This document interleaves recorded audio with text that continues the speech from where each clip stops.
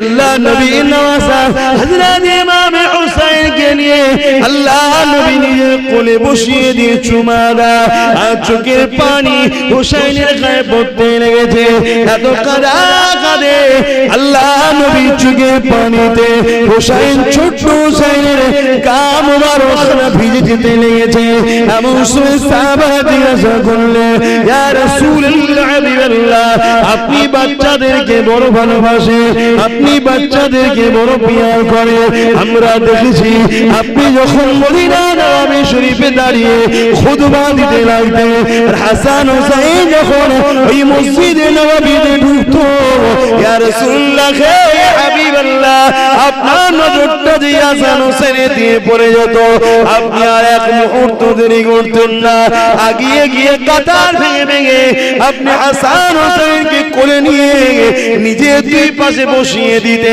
তাদেরকে এত ভালোবাসে ইয়া রাসূলুল্লাহ হে হাবিবাল্লাহ আমরা দেখেছি এই বাচ্চা দুটোকে কাঁধে করে আপনি যখন বাজারে যেতেন দুদিকে কাঁধে তুলে নিয়ে ঘুরে বেড়াতেন ইয়া রাসূলুল্লাহ হে হাবিবাল্লাহ কিন্তু আজকে আপনি এই হুসাইনকে নিয়ে এত কেন কাঁদে আল্লাহ নবী বলেছিলেন হে আমার সাহাবারা আমাকে ফেরেশতা জানিয়ে দিয়েছে আমার আল্লাহ দিনের জন্য এই বাচ্চার উপরে এত পরীক্ষা আসবে কারবালার ময়দানেতে আমার উম্মত দাবিদারকারীরা একদল লোকেরা আমার এই বাচ্চার উপরে অনেক অত্যাচার করবে আমার বাচ্চাকে পানি পর্যন্ত দেবে না অথচ পৃথিবীতে পানি হয় আমি রাসূল আমার ওসিলা করে তামাম কায়নাতে যা কিছু আছে আল্লাহ আমার জন্য তৈরি করেছে আমার বাচ্চাকে পানি পর্যন্ত পান করতে দেবে না আর কারবালার ইতিহাস খুলে দেখে না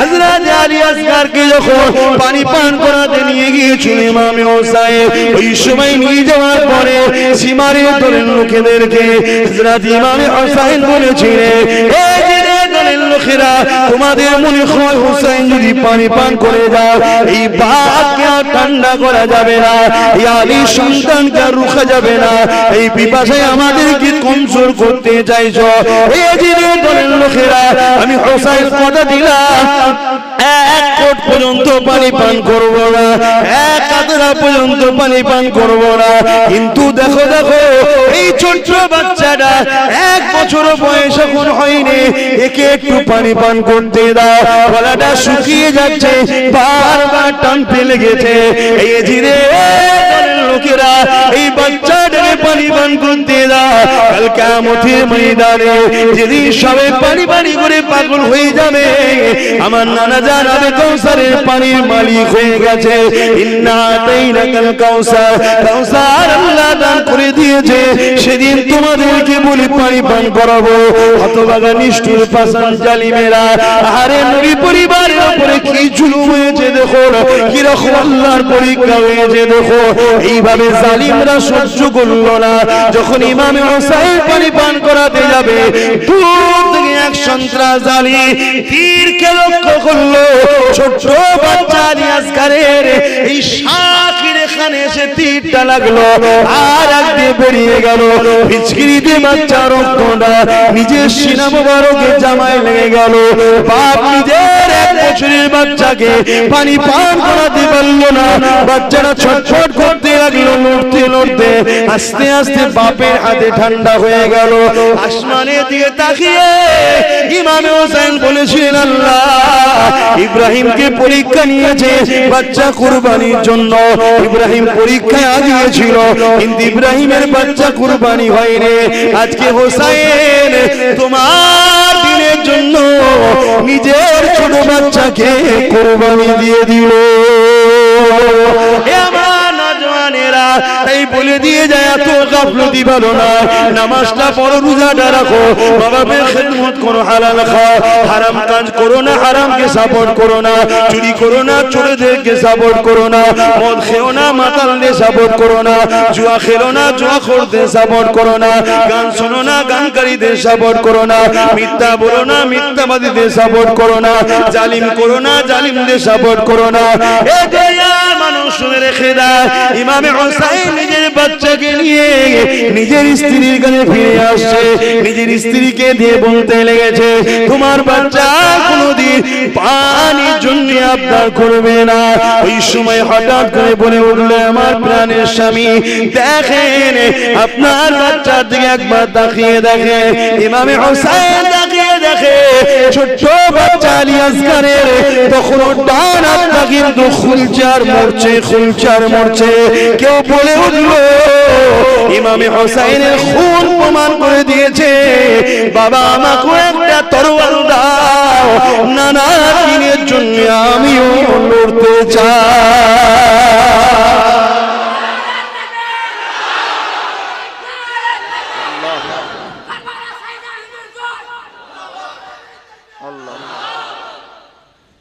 আমরা সহজে জান্নাত চলে যাব, এত সহজ নয়। আল্লাহ নবী বসে আছেন দুটো বাচ্চাকে কোলে করে নিয়ে, একটার নাম ইব্রাহিম আর একটার নাম হলো ইমামে হোসেন। হঠাৎ করে জিবরাইল আলাইহিস সালাম বাজরাইল সাল্লাম চলে আসলেন। আসসালাতু ওয়াসসালামু আলাইকা রাসূলুল্লাহ হাবিবাল্লাহ। হুজুর দুটো বাচ্চার মধ্যে থেকে একটা আপনি নেবেন, একটা আল্লাহ পাক নিয়ে যাবে, অর্থাৎ একটাকে আল্লাহ নিয়ে নেবে আর একটা আপনার কাছে রাখবেন, দুটো আপনার কাছে থাকবে না। হুজুর ফয়সালা আপনার যেটা আপনি নিতে চাইবেন রাখুন, আর একটাকে আপনাকে ফিরিয়ে দিতে হবে। আমার আল্লাহ পাক ওই বাচ্চাটাকে নিয়ে যাবে। ভেবে দেখুন আপনার কোলে যদি দুটো বাচ্চা থাকে, এমন সময় যদি আপনি জানতে পারেন এক্ষুনি একটা বাচ্চাকে চলে যাবে, কেমন দশা হবে? আল্লাহ নবী হযরত জিবরাইল আলাইহিস সালাম তিনার মুখের দিকে তাকিয়ে তাকিয়ে চোখের পানি ফেলতে লাগলেন।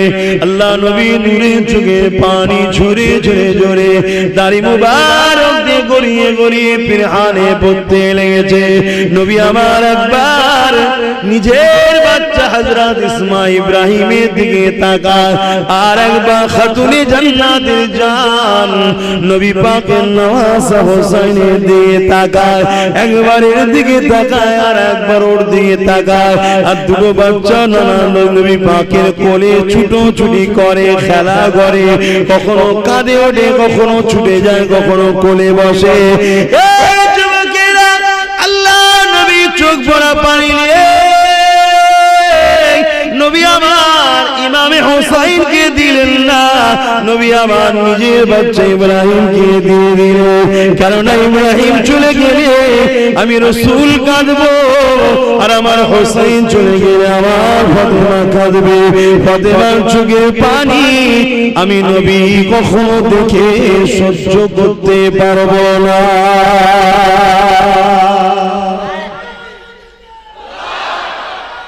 আল্লাহ সেই ফাতেমা হুজুর কারবালার মাঠে বোরখা পরে ঝাড় দিচ্ছে। অনেক সাহাবা হুজুররা খবর দিকেছেন, জিজ্ঞেস করছেন এ খাতুন আপনি কে? খাতুনে জান্নাত বলছে আমি ফাতেমা, কাল আমার লালকে কেন শহীদ করবে, তাই ঝাড় দিয়ে দিচ্ছি যাতে আমার বাচ্চারা গায়ে কোনো পাথরের কোনা লেগে কষ্ট না পায়। তারা কত কষ্ট করেছে, আর আমরা ফিরি ফিরি সব জান্নাত যাওয়ার স্বপ্ন দেখছি।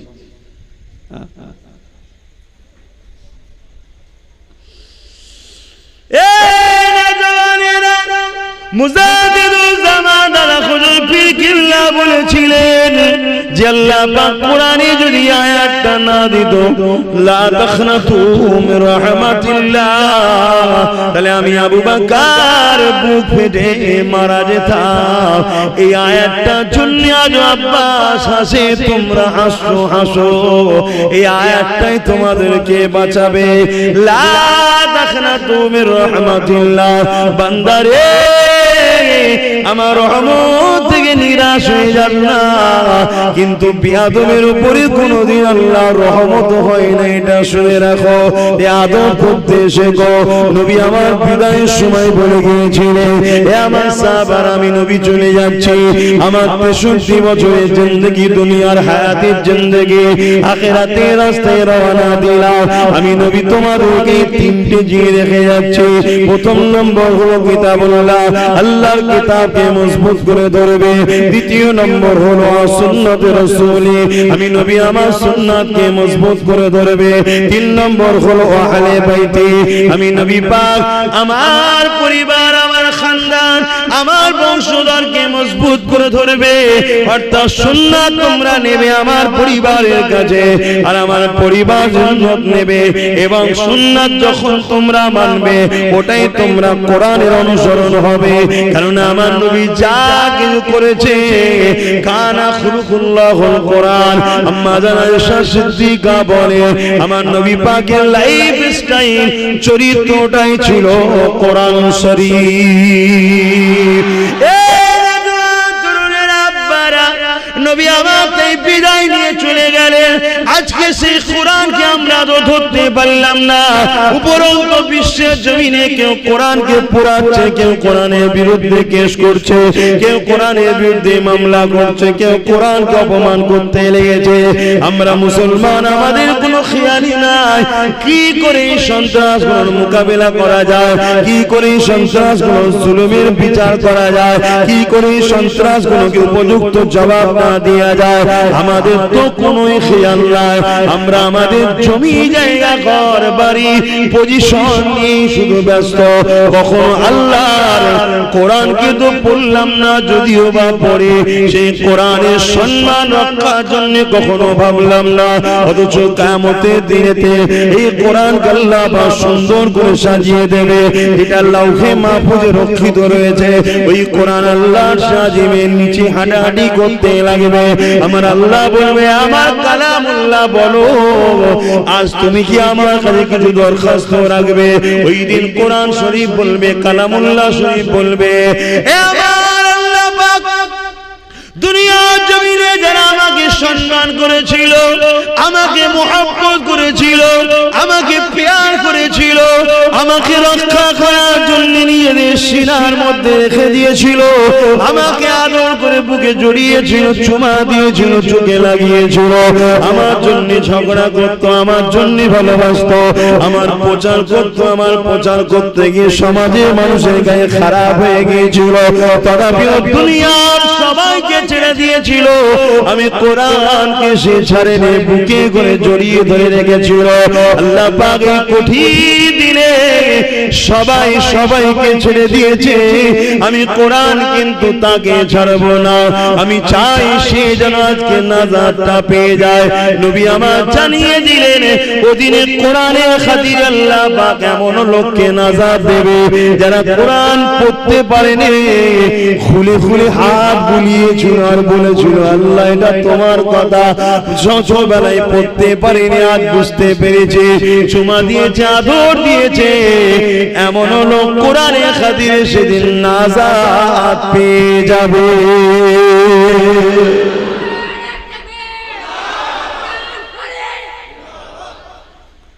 ভেবে দেখো, সেই কোরআন আজ আমাদের ঘরে আছে। যে ঘরে কোরআন আছে হয় সেই ঘরে নাই, পাশের ঘরে টিভিও চলে এসেছে। কি ভুল বলা হয়ে গেল না? কোরআন যেটার বিরুদ্ধে, কোরআনকে রেখে আমরা সেটা করি। মুসলমান ঘরের ছেলে মেয়েরা, তরুণেরা,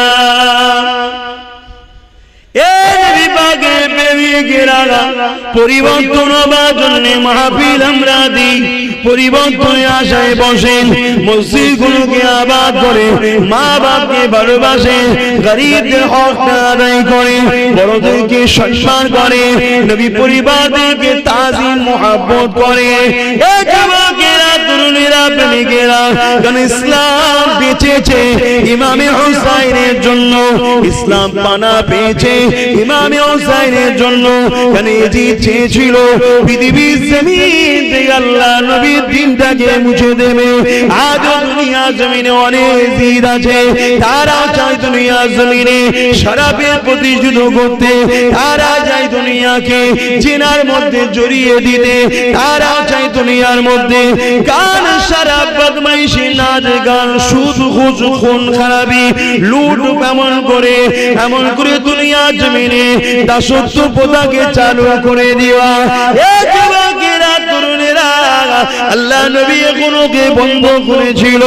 এজিদ যখন ক্ষমতা যোগ দখল করেছিল, এই দখল করে নিবার পরে এজিদ দুনিয়া জমিনে লুট মারপিট সারাকে জেনাকে এমন করে নারীদের উলঙ্গ নাচ রাজদরবারে খেল তামাশা দুনিয়া জমিনে আমার নবী পাকের যে আদর্শ, ওই আদর্শটাকে মিটাবার চেষ্টা করেছিল।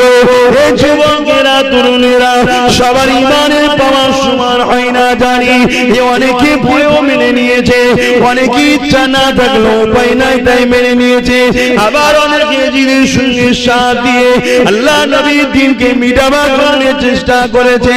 কিন্তু ইমামে হুসাইন পাকের কাছে যখন খবর পেয়ে যায়, ইমামে হুসাইনকে জানানো হয়, হযরত ইমামে হুসাইন আপনি এজিদের বায়াতটা নিয়ে নিন, এজিদকে নেতা বলে মেনে নিন, এজিদকে শাহিনশাহ বলে মেনে নিন, এজিদকে লিডার বলে মেনে নিন। ইমামে হুসাইন বলেছিলেন আমি এজিদকে কখনো মানতে পারবো না, যদি এজিদ সারাবি না হতো তাহলে মেনে নিতাম, এজিদ যদি বিশরিয়াতি না হতো তাহলে মেনে নিতাম, এজিদ যদি নানা দিনকে শেষ না করার চক্রান্ত করতো তাহলে মেনে নিতাম। কিন্তু এজিদ আল্লাহ নবীর দ্বীনের বেখিলাফ, ওই এজিদকে সাপোর্ট করা মানে নিজেকে নানার দ্বীনের বিরোধী করে দেওয়া। নবীর উম্মতেরা আজ আপনারা ভেবে দেখুন, আমরা যদি কোনো সারাবিকে সাপোর্ট করি, নবীর উম্মত নবীর দ্বীনকে মিটাবার চেষ্টা আমরাও করছি, যদি বলেন না করিনি তাহলে ইমামে হুসাইন কেন বললো এজিদকে সাপোর্ট করা মানে নানা দ্বীনকে আমি হুসাইন ধ্বংস করতে চাইছি। এজিদ সেদিন সারাবি ছিল, এজিদ সেদিন বদমাইশ ছিল, এজিদ সেদিন জুলুম করতো, এজিদ সেদিন নারীদেরকে শোষণ করতো। আজও দুনিয়ার জমিনে কেউ যদি এমন লোক নেতৃত্ব দেয় যাদের মধ্যে খসলত গুণ রয়েছে, তাহলে এরা আজকে দিনের এজিদ, এদেরকে সাপোর্ট করা মানে আমরা নবীর উম্মত বলছি, কিন্তু আমরাও নবীর দ্বীনকে মিটাবার জন্য চেষ্টা করছি। এই নিঃশ্বাসের কোনো বিশ্বাস না, পরিবর্তন হয়ে যান, ফিরে আসে, আল্লাহকে ভয় করেন, নবীকে ভালোবাসে, নবীর দ্বীনের যদি উপকার করতে না পারে নবীর দ্বীনের ক্ষতি করে ফেলবেন না। কারণ নবী আমার এই দ্বীনের জন্য পেটে 3 দিন পাথর ফেলে কাটিয়েছে, নবী আমার এই দ্বীনের জন্য ঘর ছেড়ে দিয়ে পাহাড়ে গিয়ে 1 মাস গাছে পাতা ফল মূল খেয়ে আল্লাহ নবীর জিন্দেগি যাপন করেছে। নবী আমার এই দ্বীনের জন্য নিজের পরিবারকে কুরবানি করে দিয়েছে। সেই নবীর দ্বীনকে ক্ষতি করে ফেলবেন না, তাহলে দুনিয়া তো আল্লাহ লাঞ্ছিত অপমানিত বেইজ্জতি করবে, আর আখিরাতে আল্লাহ পাক পাগুলোকে উপরে দিয়ে করে দিয়ে জমিনে দিয়ে মাথা করে বেইজ্জতির সঙ্গে জাহান্নামে দেবে। আর দুনিয়া জমিনে যদি একটু কষ্ট করে নবীর দ্বীনের পক্ষে থাকতে পারে, অবশ্যই আল্লাহ পাক কিয়ামতের দিনে ইমামে হুসাইনের কাতারে আল্লাহ পাকে জান্নাতটা দিয়ে দেবে।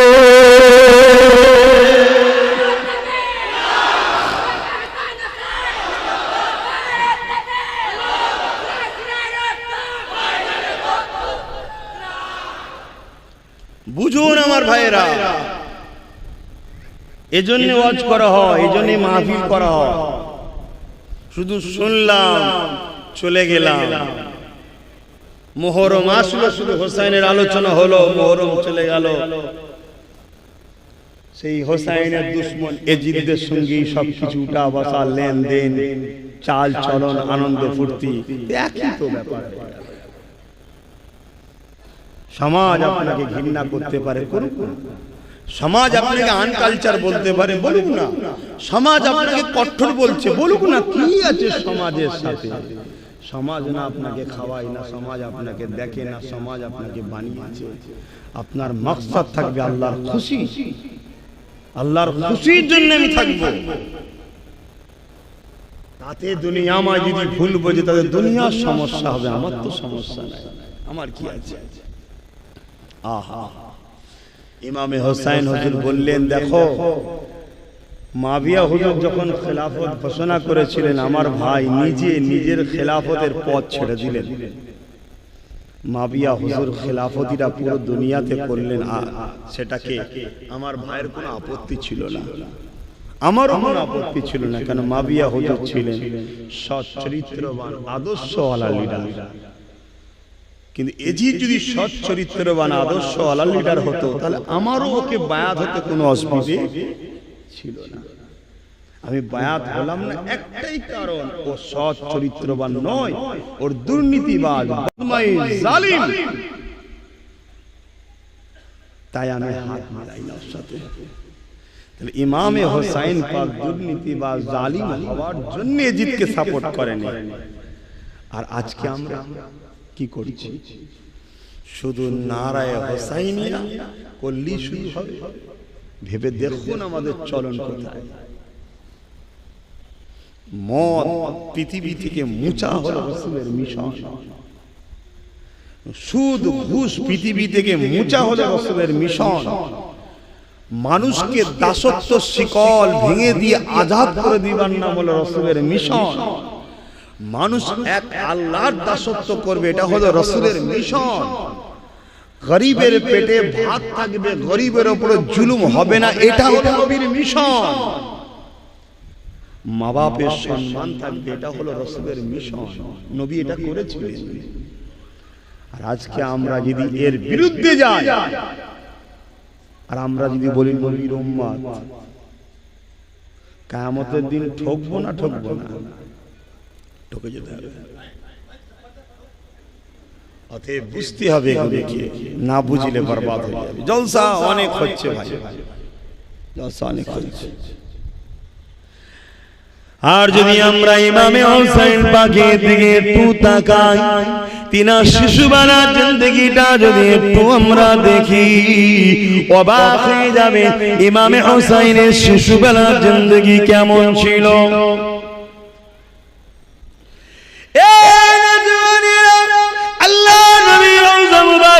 মসজিদে নববী যেটা, যেখানে নবী আমার এখন আমার আপনার জন্য কাঁদতেছে, ওটাই আম্মা জানা আয়েশা সিদ্দিকা হুজুরের হুজরা মোবারক ছিল। আল্লাহ নবী নববী শরীফের সামনে হযরত আলী হুজুরের ঘর ছিল, যেখানে খাতুনে জান্নাত থাকতেন ইমামে হাসান হোসেনকে নিয়ে। যখন ইমামে হাসান হোসেন কাঁদতেন, নানা জান নবী মুহাম্মদ রাসূলুল্লাহর কানে আওয়াজ চলে আসতো, সঙ্গে সঙ্গে নবী আমার যতই গুরুত্বপূর্ণ আলোচনা হতো না কেন, সাহাবাদেরকে রেখে দিয়ে আল্লাহ নবী সঙ্গে সঙ্গে উঠে চলে যেয়ে বলতো, ফাতেমা রে, কেন কাঁদে বাচ্চা দুটো? এ ফাতেমা, তুমি তো জানো আমি তোমার আব্বা, জানো এই বাচ্চা দুটো কাঁদলে আমার দিলকে সুস্থ রাখতে পারি না, আমি বাচ্চা দুটোকে বড় মহব্বত করি। এ ফাতেমা রে, কেন কাঁদে বাচ্চা দুটো? এইভাবে নবী আমার আদর করেছে, বড় করেছে। একদিনের কথা, হযরত ইমামে হাসান কাঁদতে লেগেছে। আল্লাহ নবী আগে গিয়ে জিজ্ঞাসা করে, ফাতেমা কেন কাঁদে? ইয়া রাসূলুল্লাহ, হাবিবাল্লাহ, ঘরে পানি নাই, পানি নাই। আর আজকে তো পানি আমরা বাপরে বাপ তছনছ করছি, ইচ্ছা করে নষ্ট করে ফেলেছি। এরও হিসাব হবে, আল্লাহ মাফ করো, ধরলে আমিও পার হব না। আমি আমার কথা বলছি, তাহলে কি হবে? ওই গোলামি করো হাসান হোসেনের, খাতুনে জান্নাতে নবী পরিবারদের, যদি বাঁচতে চাও। আমি বুঝাতে চাইছি এটাই। আল্লাহ নবী নিজের কোলে নিলেন ইমামে হাসান হোসেন হুজুরকে, নিজের জিহ্বা মোবারকটা বার করে দিলেন। হযরত ইমামে হোসেন নানা জানের জিহ্বা চুষতে লাগলেন, খাতুনে জান্নাত বলতে লাগলেন, আব্বা জান কি করছে? ইমামে হোসেনকে কোলে করে নিয়ে আল্লাহ নবী বলেছিলেন, হে বেবি ফাতেমা, আমি তোমার আব্বা তোমার বাচ্চাকে যা নিয়ামত দিয়ে দিলাম, দুনিয়ার পিপাসা তো দূরের কথা, যেদিন মাথা রাখবে দেখতে আল্লাহ সূর্যকে নামিয়ে দেবে, যেদিন মানুষ নফসি নফসি নফসি নফসি করবে, গরমের জন্য মাথা খুনখুনু গলে গলে পড়বে, মানুষ পিপাসাতে কলিজা খানা ফেটে যাবে। এ ফাতেমা রে, সেই দিনও তো তোমার হোসেনকে পানির আর কোনোদিন পিপাসা লাগবে না। সেই বাচ্চা কারবালা শহীদ হচ্ছে নানা দিনের জন্য। আর নবী বলছেন আমার উম্মতরা হলো আমার সন্তান। আপনারা আমরা সবাই নবীর সন্তান। আমার উম্মতরা আমার সন্তানকে বলছে, নবী বলছেন রুহানি সন্তান হলো আমার উম্মতরা। আমরা সেই সন্তান হয়ে নবীর দিনের জন্য কি করলাম? নানা দিনের জন্য ইমাম হোসাইন কারবালায় দেখিয়ে দিল, গর্দান কাটিয়ে পুরো পরিবারকে কাটিয়েও নানা দিনের সওদা করেন। আর আমরা সামান্য এক মুঠো বিরিয়ানি পেলেই দিনের সওদা করে দিচ্ছি। কি করি না করি না? আমি বললে আবার অন্যদিকে লেবেন না। হাকিকাতটা বুঝুন, দেখুন, নিজের লাইফ স্টাইলকে দেখুন। আমাদের দেখা দেখি নেই কিসের পয়সা, কিসের খাবার, কোথা থেকে এসছে, কি হয়েছে, কে দাওয়াত দিল, সব দেখা দেখি নেই। পেয়ে গেলে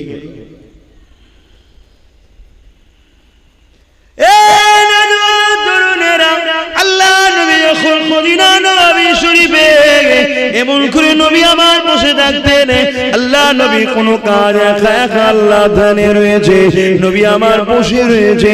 ইমামে হাসান হোসেন ছুটে এসে নবী পাকের কোলে বসে পড়তে, আল্লাহ নবীর গায়ে পায়না করতে লাগতে, ইয়া রাসূলুল্লাহ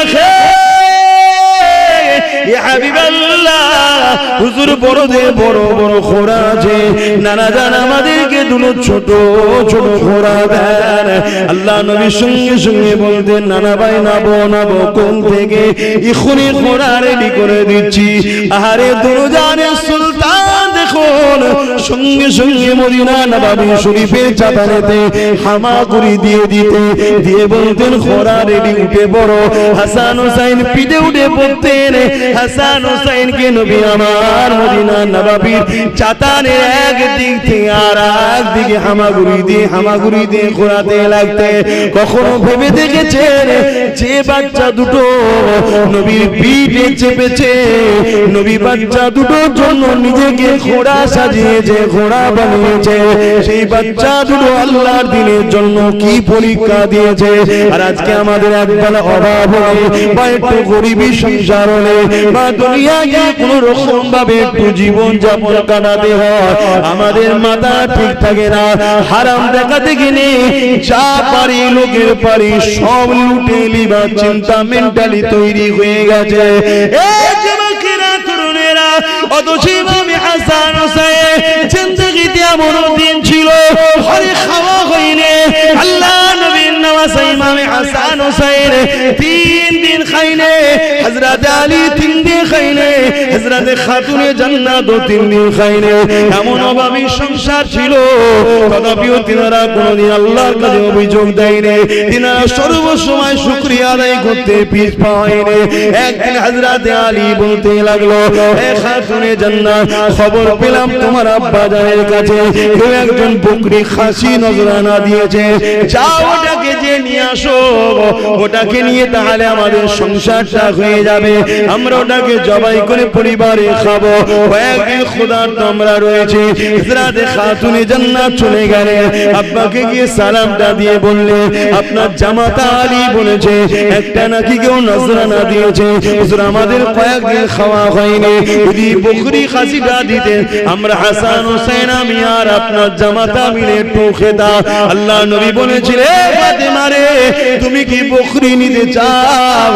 আমি মুহাম্মদ কিছু দোয়া শিখাবো, ওই দোয়াটা আমল করলে আল্লাহ তোমাকে আরো ভালোবাসবে, আল্লাহর ওই নৈকট্য পেয়ে যাবে। কোনটা নিতে চাও? হযরত খাতুনে জান্নাত কয়েকদিন ক্ষুধার্ত, নিজে স্বামী ক্ষুধার্ত, দুটো ছোট ছোট বাচ্চা ক্ষুধার্ত, সব ভুলে গেলেন। ভুলে গিয়ে বললেন, আব্বা আমি আমার আল্লাহকে পেতে চাই।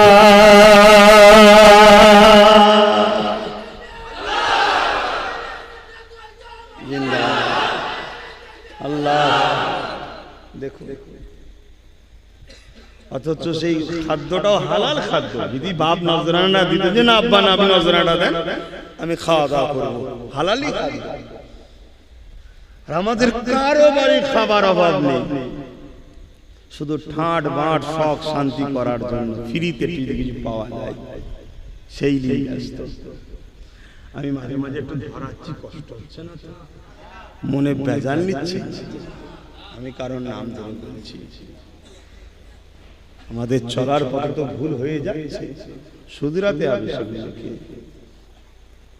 হালাল ইনকাম করুন, হালাল খান, হালাল পয়সায় গাড়ি, হালাল পয়সায় বাড়ি, হালাল পয়সায় ভালো মন্দ খাওয়া ইসলামের নিষেধ নাই। কিন্তু আল্লাহ এত খাওয়ায়, তথাপিও তো আমরা আল্লাহ ভুলে আছি। সে আল্লাহর জন্য, আল্লাহর দ্বীনের জন্য কি করলাম? এ ওয়াজে অসুবিধা হচ্ছে, পিছনের মানুষরা কি বলছে? তাহলে বলে ছোট করে দিচ্ছে।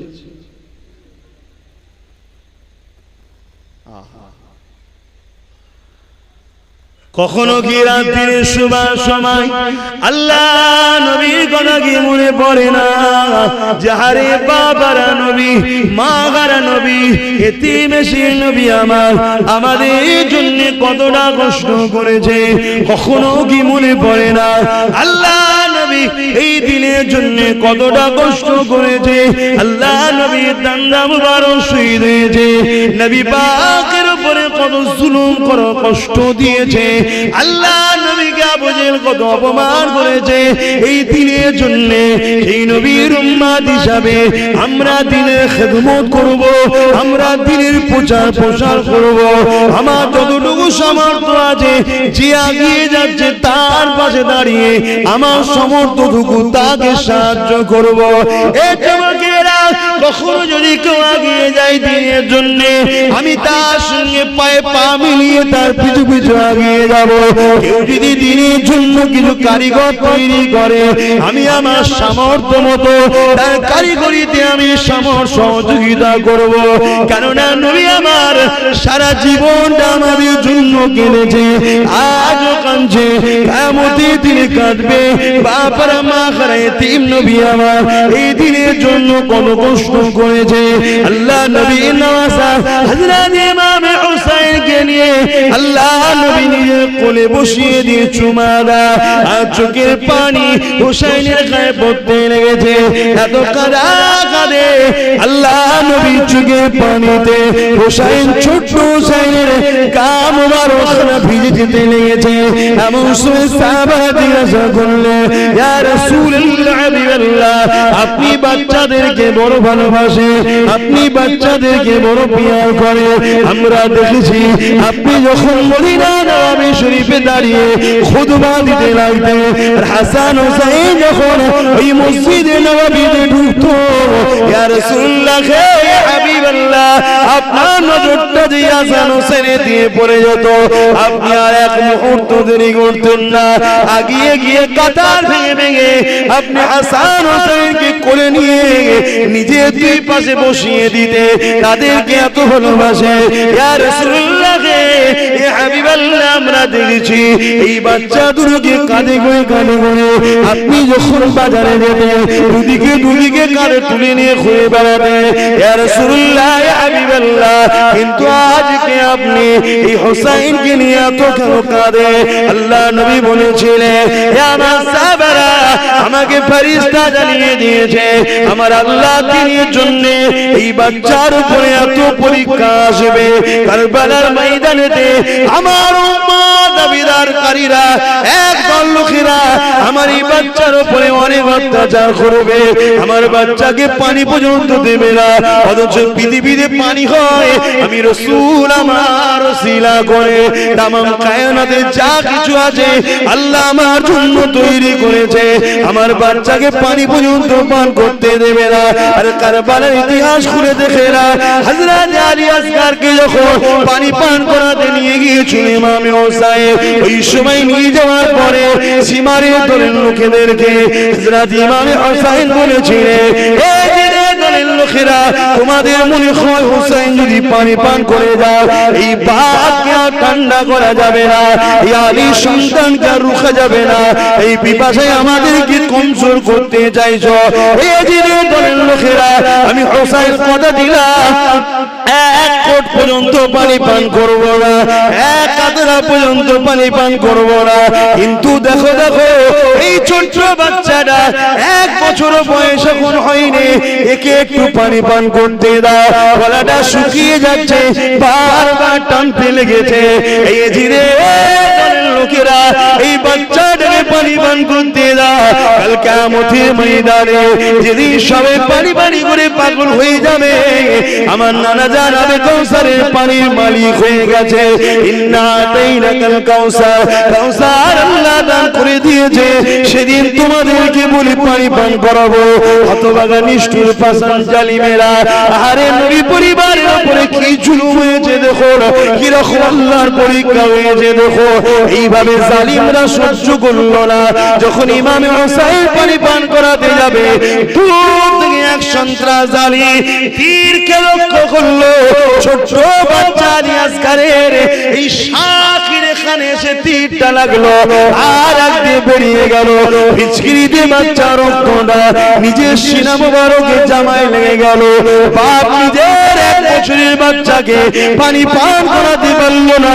বাচ্চাটা ছটফট করতে লাগলো, লড়তে লড়তে আস্তে আস্তে বাপের হাতে ঠান্ডা হয়ে গেল। আসমানের দিকে তাকিয়ে ইমামে হোসেন বলেছিলেন, আল্লাহ ইব্রাহিমকে পরীক্ষা নিয়েছে বাচ্চা কুরবানির জন্য। ইব্রাহিম পরীক্ষায় আগিয়েছিল, কিন্তু ইব্রাহিমের বাচ্চা কুরবানি হয়নি। আজকে হোসেন তোমার দিনের জন্য নিজের ছোট বাচ্চাকে কুরবানি দিয়ে দিল। তাই বলে দিয়ে যায়, এত গাফলতি ভালো না। নামাজটা পড়ো, রোজাটা রাখো, বাবার খেদমত করো, হালাল খাও, হারাম কাজ করো না, হারামকে সাপোর্ট করো না, চুরি করো না, চোরদেরকে সাপোর্ট করো না, মদ খেও না, মাতালদের সাপোর্ট করো না, জুয়া খেলো না, জুয়াখোরদের সাপোর্ট করো না, গান শোনো না, গানকারীদের সাপোর্ট করো না, মিথ্যা বলো না, মিথ্যাবাদীদের সাপোর্ট করো না, জালিম করো না, জালিমদের সাপোর্ট করো না। এটাই মানুষ শুনে রেখে দেয়। ইমামে হোসেন নিজের বাচ্চাকে নিয়ে নিজের স্ত্রীর কাছে ফিরে আসছে, নিজের স্ত্রীকে দিয়ে বলতে লেগেছে, তোমার বাচ্চা কোনোদিন পানির জন্য আবদার করবে না। ওই সময় হঠাৎ করে বলে উঠলো, আমার প্রাণের স্বামী দেখেন, আপনার বাচ্চার দিকে একবার তাকিয়ে দেখে।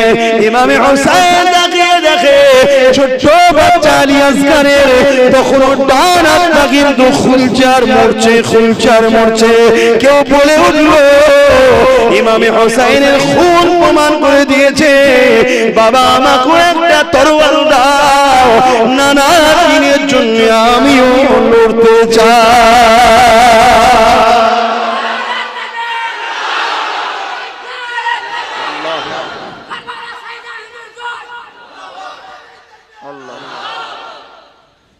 আমরা সহজে জান্নাত চলে যাব, এত সহজ নয়। তাদেরকে ভালোবাসেন, তাদের এই কুরবানির ইসলামটাকে নিয়ে খেলা করা হচ্ছে। ইসলামকে গুরুত্ব দেন, ইসলামকে সম্মান দেন, ইসলামকে ভালোবাসেন, নিজের জীবনের মধ্যে ইসলাম আনেন। আহা, একটা কোনো বাড়িতে যদি একটা লোক ইন্তেকাল করে, বা কোনো বাপের যদি একটা ছেলে মারা যায়, ওই বাড়িতে কত পাড়ার লোক আসবে, সবাই আত্মীয় স্বজন কাঁদবে, বাপ ছটফট করবে, কাঁদবে, তাকে সবাই বুঝাবে। ভেবে কখনো দেখেছে? তাহলে ইমামে হোসেনের কি হয়েছিল? পুরো ঘরটা এক করে উজাড় হচ্ছে, ৭১টা লাশ নিজের কাঁধে করে কারবালার মাঠ থেকে তুলে তাঁবুতে এনেছে। ধৈর্য হারা হয়নি, শুধু একটাই কথা বলেছে, আল্লাহ এ কুরবানি তোমার জন্য কবুল করে নাও। বলুন সুবহানাল্লাহ। আর আজকে আমাদের কি অবস্থা, একটু ত্যাগ স্বীকার করতে পারছি না। লোভ লালসায় ভরা পৃথিবী আমাদের, আমরা এত লোভে পড়ে গেছি, বাঁচতে পারছি না যে কোনটা আমার জান্নাত নিয়ে যাবে, কোনটা আমাকে জাহান্নাম নিয়ে যাবে। এইটুকু বাঁচারও সময় নেই আমাদের কাছে, এত লোভে পড়ে গেছি। বিদায় নিবার আগে আরো বলে দিয়ে যায়, আল্লাহ নবীর নওয়াজে ইমামে হোসেন যখন কারবালার ময়দানে দিয়ে আগাবে, পুরো পরিবারটা শহীদ হয়ে গেছে, কোন পুরুষ আর ইমামে হোসেনের তাবুতে বেঁচে না, শুধুমাত্র একজন বেঁচে আছে, ইমামে হোসেন পাখির মেজ সন্তান আলী আকবর, আলী আওসার আর আলী আসগার। বড় শহীদ হয়ে গেছে, ছোট শহীদ মেজোটা বেঁচে আছে। বিমারে ছিল, ইমামে হোসাইন পাক তাকে ইজাজত দেয়নি ময়দানে যাবার, তাই বিছানায় শুয়ে আছে। সব পুরুষ শহীদ, তাবুতে যত ছিল সব শহীদ। স্ত্রীর কাছে বিদায় নাই, বোনের কাছে বিদায় নাই, আত্মীয় স্বজন মহিলা যারা ছিল তিনাদের সঙ্গে বিদায় নাই। ছোট্ট বাচ্চা সুকাইনাকে এমন করে নিজের স্ত্রীর কাছে তুলে দিয়ে গেল। হুজুরের কন্যা সন্তান ছিলেন হযরত সুকাইনা, যিনাকে আমরা সাকিনা বলে জানি। হযরত সুকাইনাকে তুলে দিয়ে গেল, দিয়ে যাওয়ার সময় দাঁড়িয়ে দাঁড়িয়ে ভাষণ দিচ্ছে। কি ভাষণ দিচ্ছে? কুল্লু নাফসিন জায়গাতুল মউত, প্রতিটা নাফসকে মৃত্যুর সাথে হবে। হে আমার পরিবারের সদস্যরা, আমি তোমাদেরকে বলে দিয়ে যাই, নানা জান বলেছিল আমার কাছে কিছু ওয়াদা নিয়েছিল, এই ওয়াদা পূরণের আজকে দিন এসে গেছে। নানার উম্মতকে বাঁচাবার জন্য নানা আমার কাছে কিছু ওয়াদা নিয়েছিল, এই ওয়াদা পূরণের দিনটা আজকে এসে গেছে। নানা আমাকে বলেছিল এই বেটা হোসাইন ধৈর্য ধরে থাকবে, ধৈর্য খারাপ হবে না, কেন কিয়ামতের দিনেতে আমার যখন গুনাহগার উম্মত উম্মতীদের গুনার পাল্লাটা ভারী হয়ে যাবে রে, আমি বড় উম্মতের প্রেমী, আমি বড় উম্মতের দিওয়ানা, আমি তোমার নানা উম্মতের বড় ভালোবাসি। হে উম্মত, তুমি আমি নবীর জন্য কি করলা, আর নবী আমার জন্য কি করছে দেখো।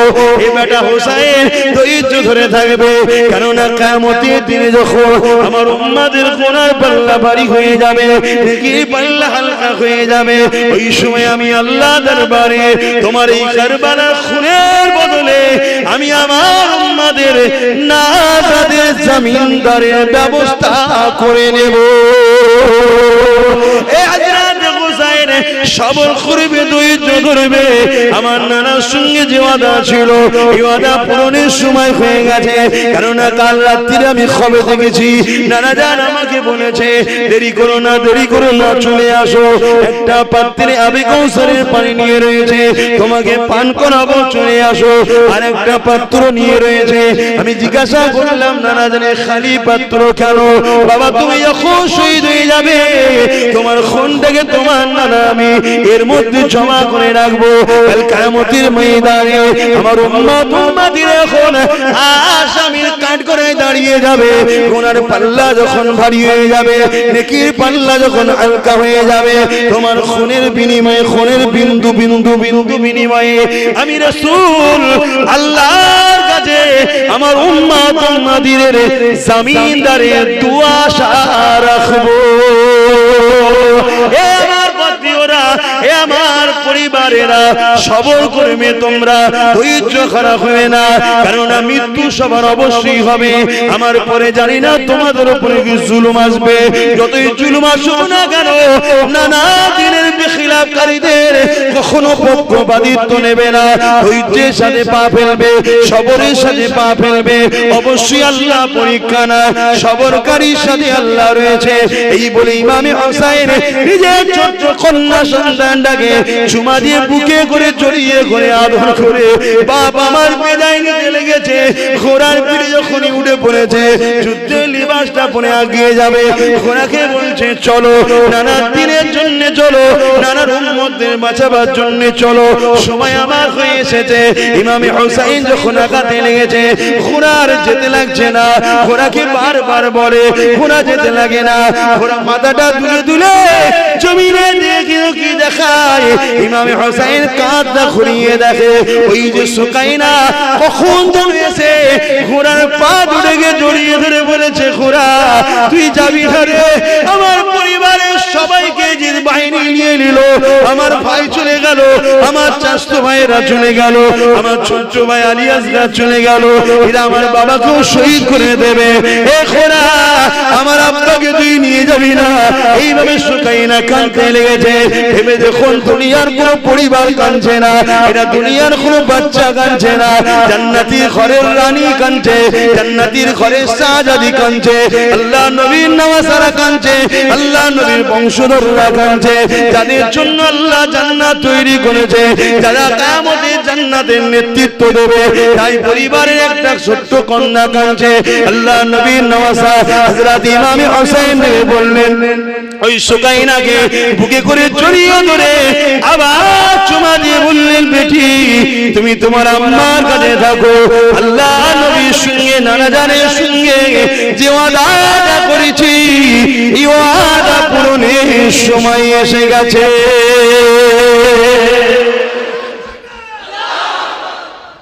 আহা, কি কুরবানি তারা দিয়েছে, তারা কি ত্যাগ স্বীকার করেছে। আমরা তো কিছুই করতে পারলাম না দিনের জন্য, অথচ আমরা এমন ভাবে ঘুরে বেড়াচ্ছি যেন আমরা সব জেনে গেছি, আমরা সব জান্নাতের সার্টিফিকেট মনে পেয়ে গেছি। নাউজুবিল্লাহ, আল্লাহ আমাদেরকে বোঝার তৌফিক দেন। রসুল আমার আল্লাহর দোস্ত আখিরি নবী, আমরা যে তার আদরের উম্মত, উম্মত করলাম কি, আমরা যে তার আদরের উম্মত, উম্মত করলাম কি। নবীজিকে বাঁচাতে তীর বর্ষার আঘাতে, নবীজিকে বাঁচাতে তীর বর্ষার আঘাতে কত সাহাবারা দিল যে প্রাণ পাখি, আমরা যে তার আদরের উম্মত, উম্মত করলাম কি। নিজেকে প্রশ্ন করুন, আমরা করলাম কি? আমি তো কিছুই খুঁজে পাচ্ছি না, আমি করলাম কি? আপনারাও প্রশ্ন করুন, করলাম কি? আসুন, এখনো সময় আছে, এখন তো নিঃশ্বাস তো চলছে, এখনো সময় আছে, কিছু করুন দিনের জন্য, দিনের জন্য করে যান। আল্লাহ আমাদের সকলকে বোঝার তৌফিক